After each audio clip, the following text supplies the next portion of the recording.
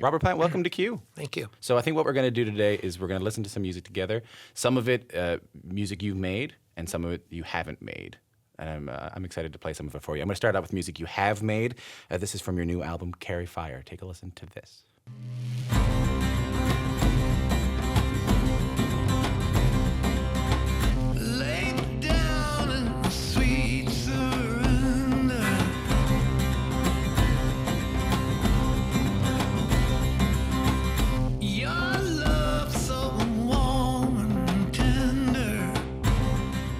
So, Robert, you can really hear the many chapters in your passport on this record, I think. You know, your British folk influences on this. I hear Fairport in this. I hear Southern blues. I hear jump blues. I hear like psychedelic music. I hear Middle Eastern music. I hear North African music.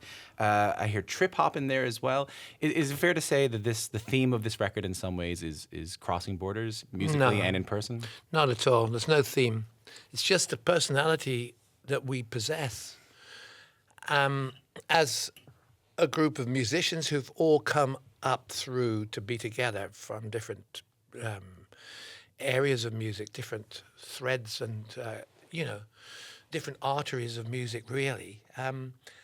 There's a lot of things going on there, but it's all part of everything that we do. Right. So more or less everything that we play, even if we go back and visit the glorious past, whatever it is, we just mess with it and turn it into our inherent now recognizable characteristic music.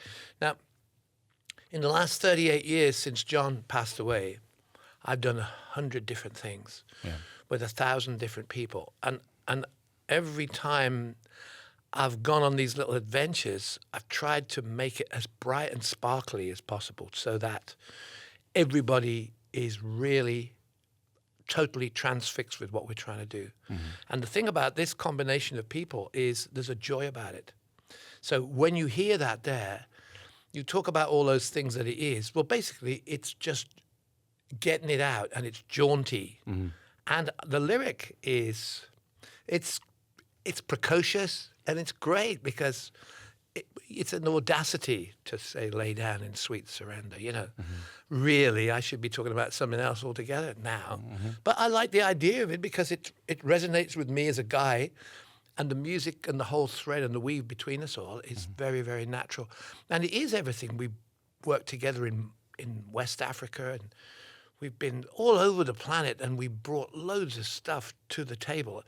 And it's not as if we're trying to... once upon a time, about 10 years ago, when pre-working with Alison Krauss, it was considered that we were kind of very, very tough world music. Oh, yeah. Which is crazy. Yeah. It's a bit of a weird word name for music, too, isn't it? Well, yeah, but it's no worse than folk. Yeah, really, what the hell's folk turned into? There's misery everywhere. Yeah. The thing is to have a good time, not keep going on about how it doesn't work. But you were traveling young, too. You went to Morocco when you were how young? Young enough to be changed overnight for life. How? Paint me a picture of what it was like when you got there. You were like 22, right? Yeah.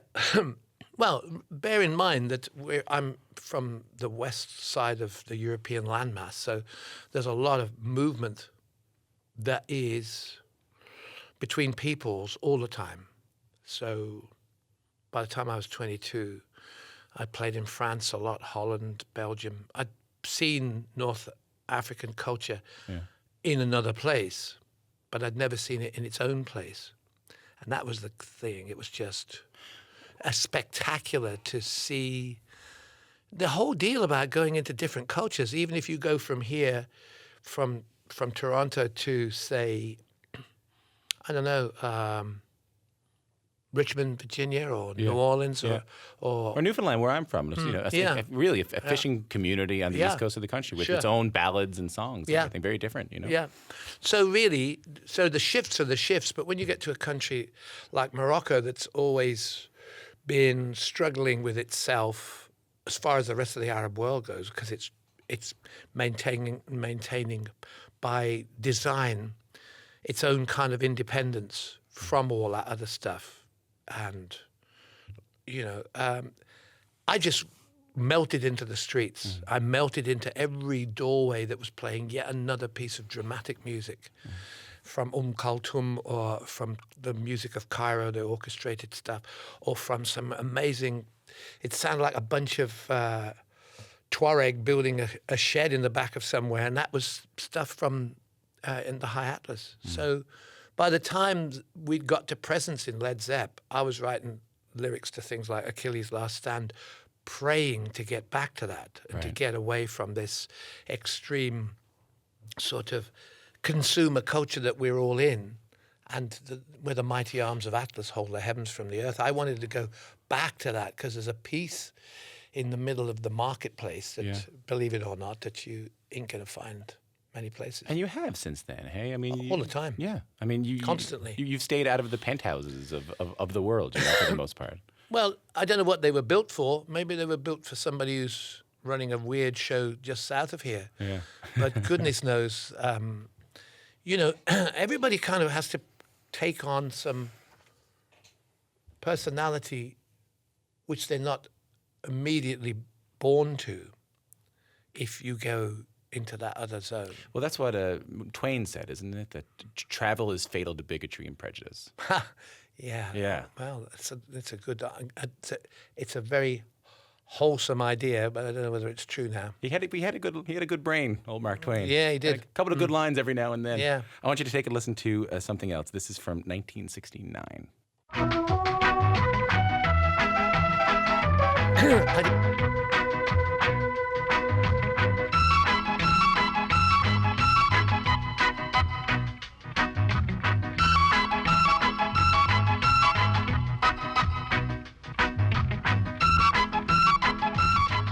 Amazing. So that's The Liquidator, Harry J. All Stars, yeah.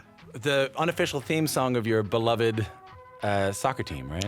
Well, as a matter of fact, we got promotion to the Premier League this year, and Congratulations, is that what I say? No, I can just tell you that we were taken over by Chinese owners. Oh. And they brought in a Portuguese super agent. Right. Who's brought all these guys who were, it was a derisory hoot from the rest of the soccer world in the UK, because they said, these guys from Portugal, they'll never last an English winter. Mm-hmm. So they did more than that. So where we stand and sit, the whole of our stadium sings shit in the winter. You know we're shit in the winter, as we beat people 5-0. Yeah. But this song is outlawed by the West Midlands police force because of its profanities. I should point out, so this is the team is the Wolverhampton Wanderers, Yeah. the Wolves. Why is it outlawed? Because there's a couple of profanities that we sing along with, which are relating to the team who live just 8 miles away, where there's blood and snot. Can we play that for you too? Yeah. Take a listen.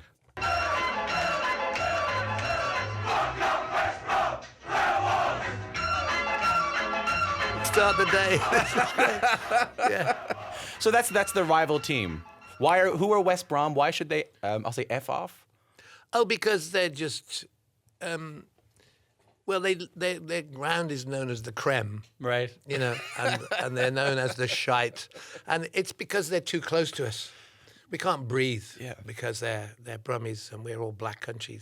It's that thing, the never-ending great tribal thing, which, if we could get rid of it, we'd probably have a better world. Sure, but we don't have. I sometimes wish we had that in Canada. A bit of a singing tradition in the stands. You Yeah. know, and you guys, it's a beautiful thing to hear. Oh, there's so many great songs now because we were considered to be so bad, rubbish, and now it's golden time. You know, how long that'll last, I don't know. And you still play, right?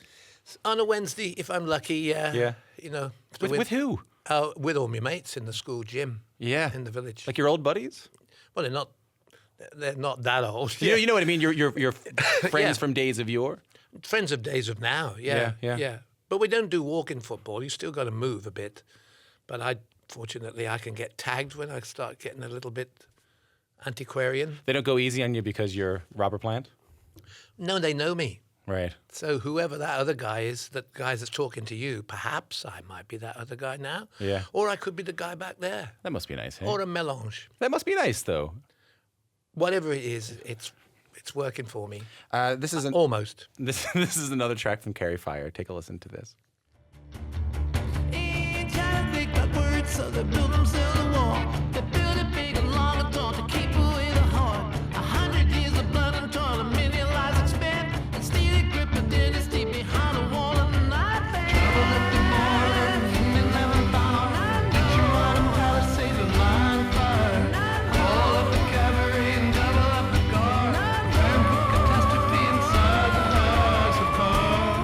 Carving Up the World Again, A Wall and Not a Fence, from Robert Plant's new album, Carry Fire. I like the song a lot.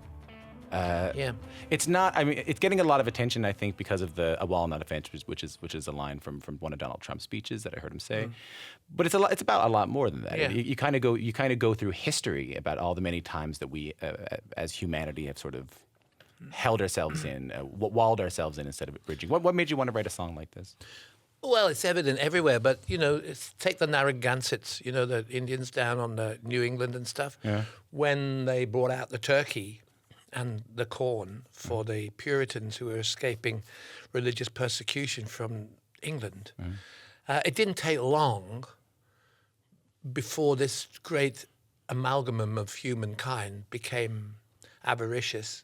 And the first things that the Europeans did was they started putting picket fences up and building houses. And of course, native culture in this subcontinent, was absolutely bemused by the idea of actually anything being solid and lasting. So it's always been a way of saying this is ours, or at the same time keeping stock in. But, if you have stock, so it's just culture and what it does to other cultures. So what happened to the Greeks? What happened to the Egyptians? What happened to the Romans? Yeah. The Visigoths came. Yeah. They were bigger, stronger, more powerful. What happened? It's always about crunching people. And so it's a timeless, sad underbelly of humankind. It's an interesting time to talk to you about it because you were living in Austin for a while. I know Austin is different than a lot of the rest of Texas, but it's still in the southern. It wears leather shorts. Yeah, is that the line? I don't know. I like it. Down in the south, and then you're back in the UK now, which is dealing with the after effects of Brexit. I mean, these things must be on your mind. Sure, yeah, but I mean, I don't even hardly have an opinion about Brexit because it's all puffy. Everything's puffy. The very fact that the vote went the way it did was because I don't think it was in any way to anyone's advantage not to give the populace the real idea of what's going on. Nobody would really know what the upside and downside of this thing could be. Ultimately, like in about 18 months' time or whatever it is. But there will be an upside and a downside, and they reckon it'll be a graph that will it'll be a deep trough, and then it'll lift and become whatever it is. And we use these comparisons of Norway, how it deals with the rest of the world and all that sort of thing.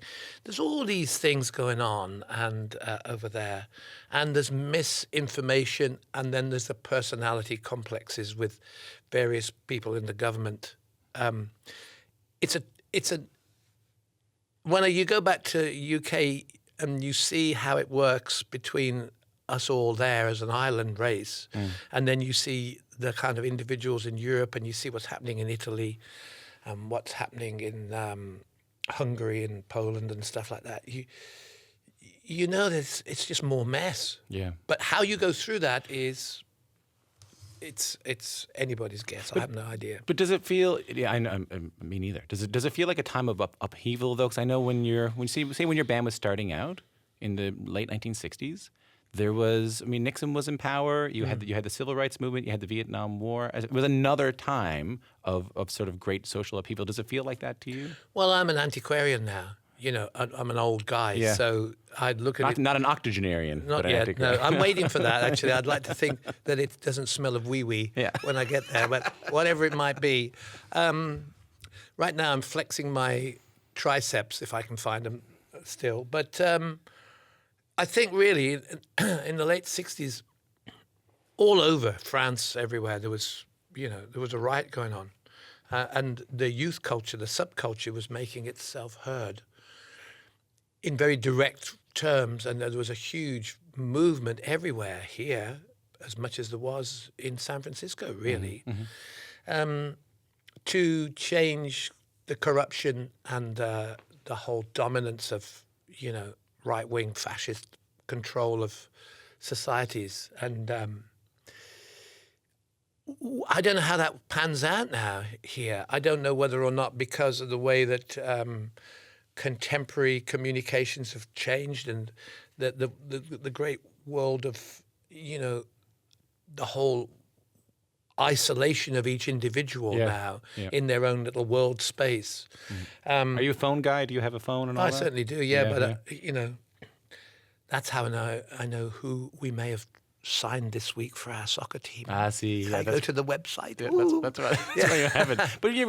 But back then there was no Facebook. There was none of these there was manipulations. But there was an alternative culture which was alive and well and operating together. People were on the move together, which was, people willow on about it, but I've had great fortune in the way I've chosen to do what I do. So I've spent a good time around people outside of the rock thing all the time. Yeah.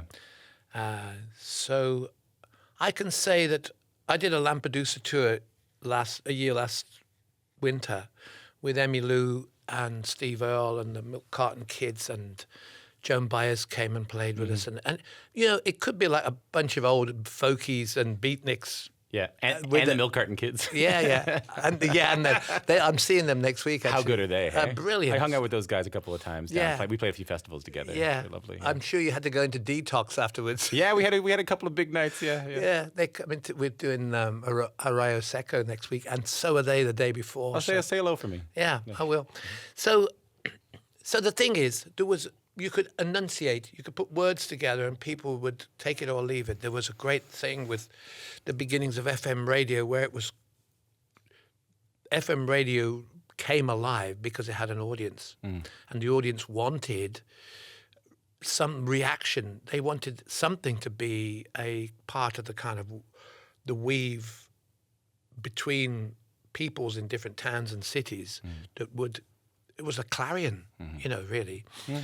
And that was really good. It also meant that for bands who played for like The Dead you were talking about, or Blue Cheer or somebody like that, they could play for hours and hours. And they'd just play the whole album, which would be 22 minutes long, and flip it over and play it. There was no concern about being sponsored by the US Army or something like that. No, you could kind of do whatever you wanted to. Yeah. So that was different, and it was good because we were all on the same bus, unless you were listening to Bobby Goldsboro. Right. Honey, was it Honey, I Miss You? Yeah. Not a great song. Not a great song, no. No, not a great song. We're going to use this interview with Robert Plant as a chance to give shit to Bobby Goldsboro and Honey. Yeah. I want to play another song. See the tree, how big it's grown. Oh yeah. Yeah. Not a great song. No. Now, this is you do this song with the Pretenders, with Chrissie Hynde of the Pretenders. It's originally by Ursula Hickey, but I want to play the version you grew up with. This is Richie Valens. Bluebirds over the mountain, seagulls over the sea, bluebirds over the mountain.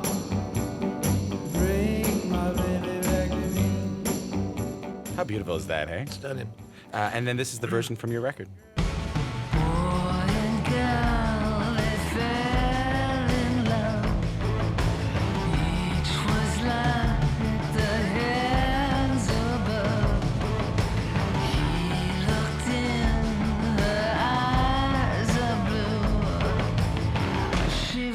To him that she'd be true.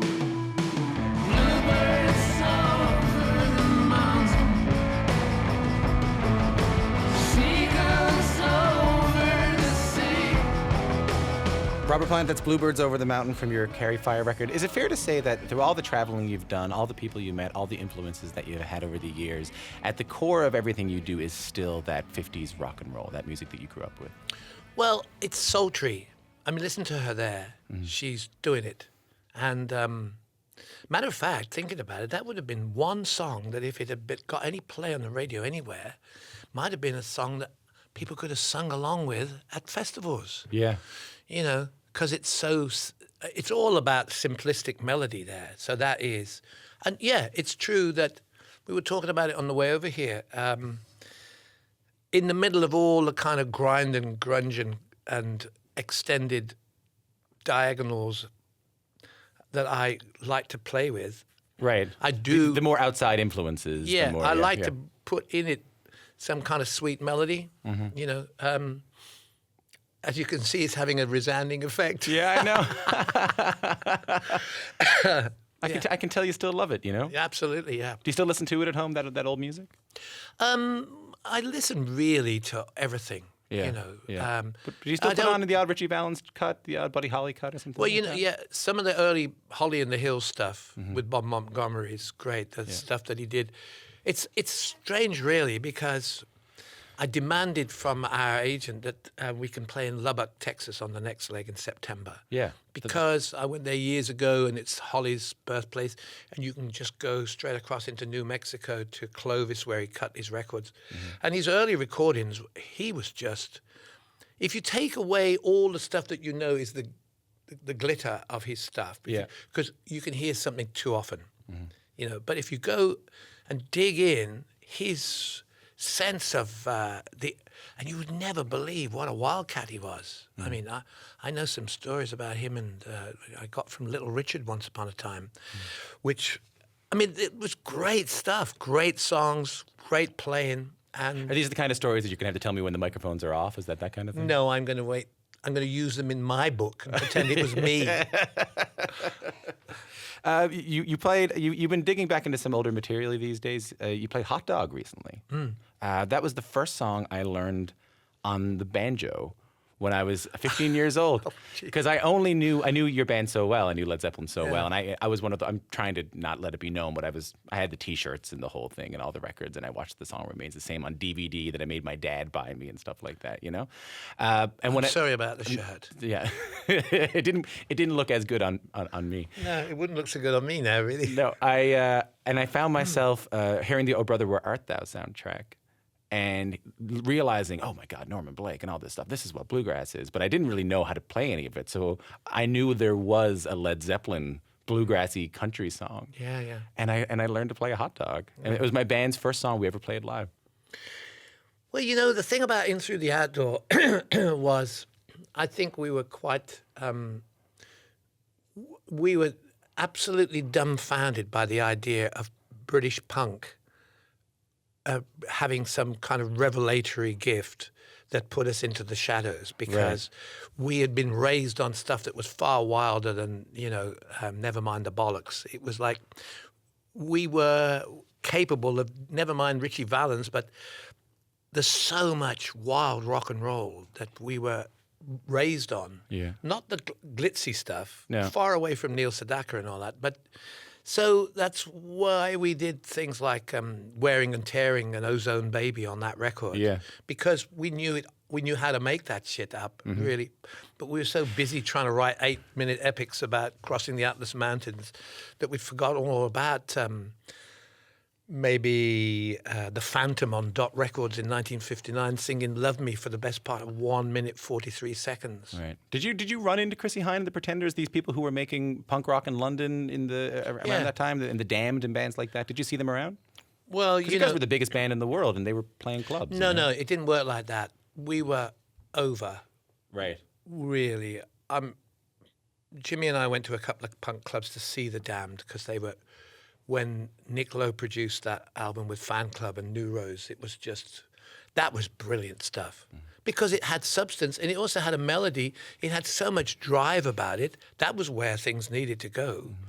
I quite understand that Close to the Edge, you know, by Yes might be difficult for a 17-year-old kid in a bedroom to deal with, or even a 77-year-old kid, you know, because it's take it or leave it. But the Damned Fan Club was just amazing. So we used to go and see them, and then Lydon would writhe on the floor before me, sort of faking this adoration and sort of, so it was very difficult not to raise my foot and Give him a cake. and think he was perhaps at the Wolverhampton Wanderers football club. But anyway, it all goes round and round and round. And, you know, he asked me for the lyrics for Kashmir when he was in Pill, Public Image. It's all what it is. I love Funny hearing stuff. I love hearing you sing with women too. I loved hearing you sing with Chrissy, and it reminded me of how much I loved when I heard you sing with Alison for the first time, with Alison Krauss. Yeah. Well, Yeah. we did a lot of stuff extraneous of that, which was pretty good, you know. What do you mean? Well, there were TV shows that we did. We did Crossroads down in America, Yeah.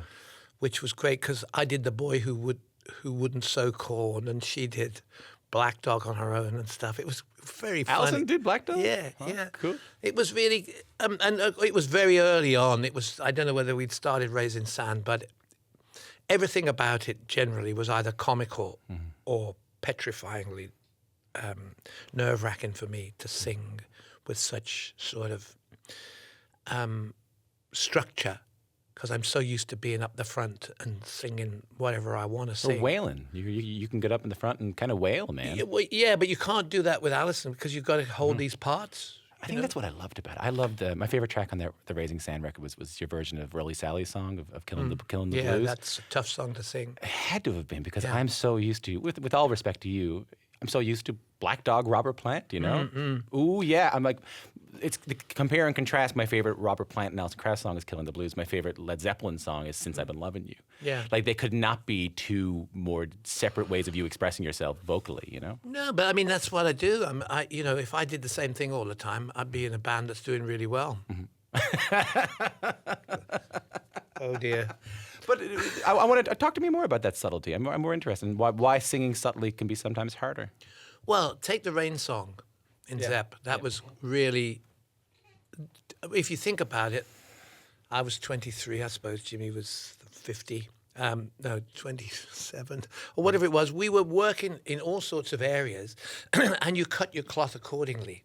So, you know, it'd be a pretty dumb move to try and make everything have a big, you know, impact riff and stuff like that, and that kind of puffy chest job. You've got to get down into really where emotions take you, and so all the way through Zepp, there's been that sort of dynamic contretemps, and that carries on all the way through anybody's life if they're singers. You know, I hear shit when I'm in restaurants, and I hear people doing Fly Me to the Moon or something like that. Or All of Me or something like Yeah, that. and there's great singers, people who got the most amazing chops, from Mel Torme to, you know, Sarah Vaughan, and amazing singers. And you can only do so much with a song if it's stuck in that place. Right. And as a singer, if you have to get stuck in that place because that's where it's at for your audience, you know, it's a safety zone that's unacceptable. Because the one... That's why I'm playing at the farmer's market in a minute. I want to play some things off a laptop right now. I want to show you some things. We're going to watch them together. We're going to try and hope that no one texts me anything embarrassing while I show this to you. So this is from a few years ago. You can stay there on mic. I'll bring it over to you. So this is from the Kennedy Center honors when Hart did Stairway to Heaven. Never. Fancy that. I know. Have a look.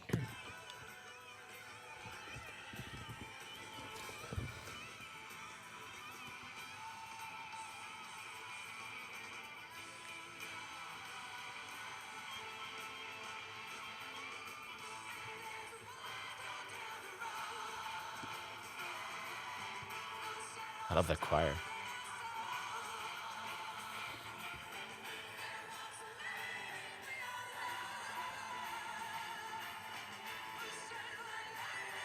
Cool, what a contrast. Fucking hell.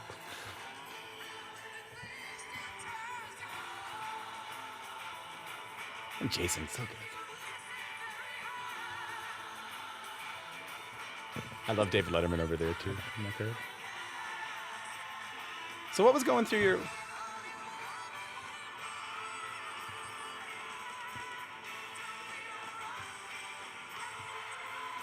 What was going through your mind when you were watching this?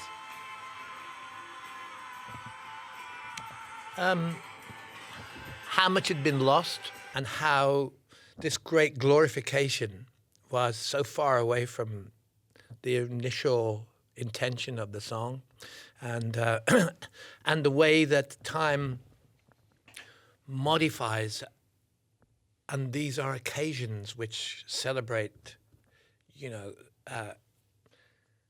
the connection between music and people and its effect, which Yeah. is great. But I thought this environment was like so far out and so. It was just like, what am I doing here? And what's happened to the song? Right. And isn't it beautiful? Yeah. But did I like it for the previous 20 years? No. Also, it was a little bit of a rediscovery of your own music.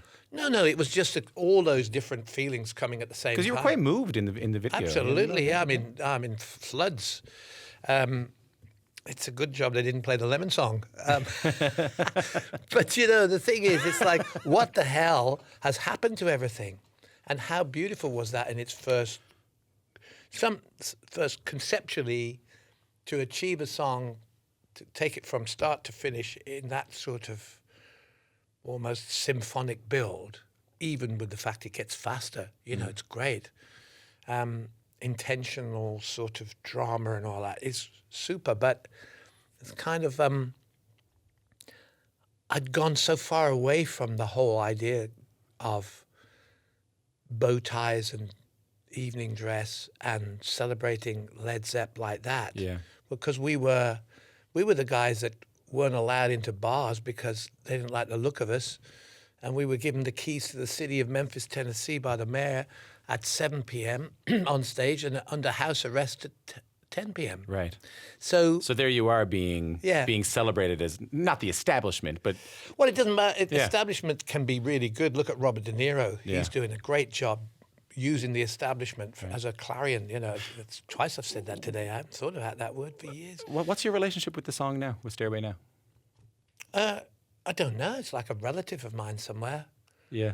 He's there. Well, he's by the sea somewhere, got his hands behind his head, and he's lying back in the sand going, love me. What I always loved about it was always our last dance at our school dances. So it was 7 minutes. You got to dance with that person you had your eye on, Oh, okay, yeah. Oh, mine was the Liquidator. My mom's was. I asked her about that the other day. I said, well, what was your Stairway to Heaven when you went to when you were at the school dance? She said, a whiter shade of pale. Oh, no. Yeah. See, it's all about drama and melodrama and, some other stuff that we... Yes. Yeah. Length. Yeah. Length Speak of time. for yourself. Oh, I see. Yeah. I got another video to show you. So one more. Oh, fantastic. I saw this the other day. You seen it? Yeah. Listen to that.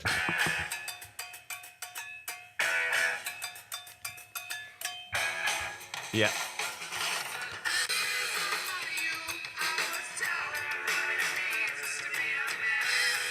Look at her kick drum there. She really has it down too, hey? Yeah. Whoa. Can you believe she can play like that? Apparently there's loads of them that she does. So this is, I should point out, this is Yo-Yo Kasoma, an 8-year-old girl from Japan playing along with Good Times, Bad Times from the first Led Zeppelin record. What do you think it was that made... I mean, she's really nailing some really complicated music there, hey? That's not easy to do. No. And the thing is, it's like falling off a log for her. Yeah. I love when you can see her smile at the music that she's playing. Yeah. That's great, isn't it? Really? Mm-hmm. Well, I know where she can get a good job. She'd have to bring some sort of teachers with her and stuff like that. Yeah. So the mom and dad. Yeah. That's amazing, isn't it? Really. Yeah. You see so many references with kids because, let's face it, John's right foot is just the most spectacular right foot in the history of popular music in the last 60 years, I think, because he bothered to play those licks with the bass drum. He didn't have to do that. But it's part of him. I mean, we had the Band of Joy before Zepp, and it was insane some nights.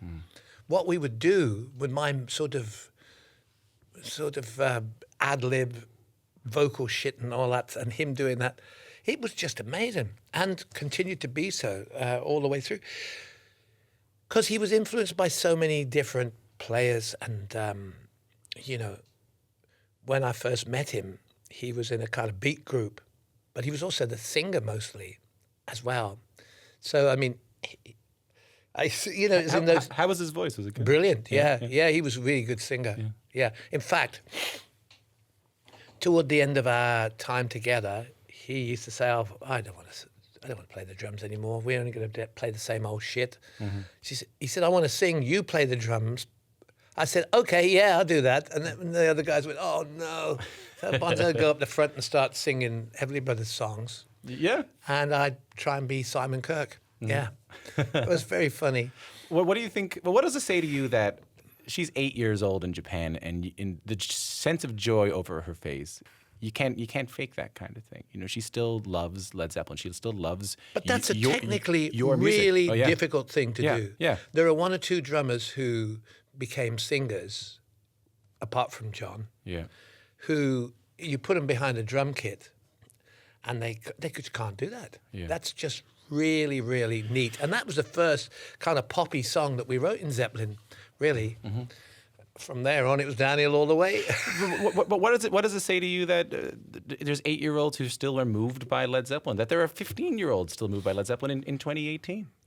Well, what's that got to do? What's time got to do with anything? I know, but most of the times, No. not a lot of people are listening to Chopin. Well, who are 8 that's years old, not true. It's Okay, just you know what I mean. Yeah. But look, it's access, easy access, and right now. What happened to rock happened to rock. Whatever happened to black music from I suppose, where should we go from? Billie Holiday through to Nina Simone, through to Mavis Staples, through to whatever's happened to everything everything's on the move. So if you want to, I think when that Viking film came out last year, and they put Immigrant Song on it. Yeah, whatever it's called. I don't know. I know what you're talking about. Yeah, I saw that. With the guy, I got it because Immigrant Song was Thor Ragnarok. Yeah. So that was one of the names of the Icelandic football team today. Actually, playing Argentina. Yeah, he was the. Yeah, but we played we played in Argentina and in Iceland, and we got to playing on the way back. Yeah. I started working the lyrics to that song and. Immigrant Song, and on you go. The drums on that, spectacular. But when that came out in the movie, suddenly in a whole new world called downloads and all that stuff. Streams. Bang. Yeah. There it is. However many million versions or downloads of that. Streams most of the kids didn't know who it was, so it's access. Yeah, but it's also meaningful to them. I mean, but I mean, if you can hear it every day, if you could play music of substance from any era and play it often enough, it becomes as this microphone. Oh my God, I don't know what's going on. It's going down. Yeah. You said something to me earlier interesting. You said sometimes you can hear a song too much. Sometimes you can. And I haven't found that with a lot of your music. A lot of your music gets played an awful lot on the radio. A lot of your music gets played an awful lot at school dances, at stadiums, in movies. It doesn't seem to grate on anybody. Well, it doesn't have to grate. You just might go, oh gosh, no. It's like the long and winding road. It's like how many times you got to hear it. It's like the song's good, but So one final question. What do you think Bonzo would say? What would John Bonham say if he saw that video? I think he'd be amazed. I think he'd be so chuffed. Because, excuse me, when we, he and I went down and became part of the Yardbirds in the beginning, we were both from the same place and we were both a little bit grubby. And as time went on, he got himself a room that he could put a jukebox in. He used to set it up and he used to play stuff like, the Spinners and, some great Motown and black soul and stuff like that. And poor little Jason had a tiny weeny baby kit and had to have it set up right next to the jukebox. And John would play Rubber Band Man or something like that and say, now get it right. Oh, man. And Jason, it was all good nature stuff. And Jason would really work on getting it right. And that's exactly what this girl's done. Somebody said, listen to this. Do you like this? Get it right. And it's great. I think you'd also say, that's really hard to do. That's incredibly hard. That's harder to do than Rubber Band Man, for sure, yeah. Robert Plant, it's such a pleasure to meet you.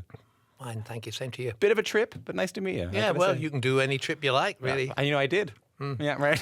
Robert Plant's new album, Carry Fire, is out now.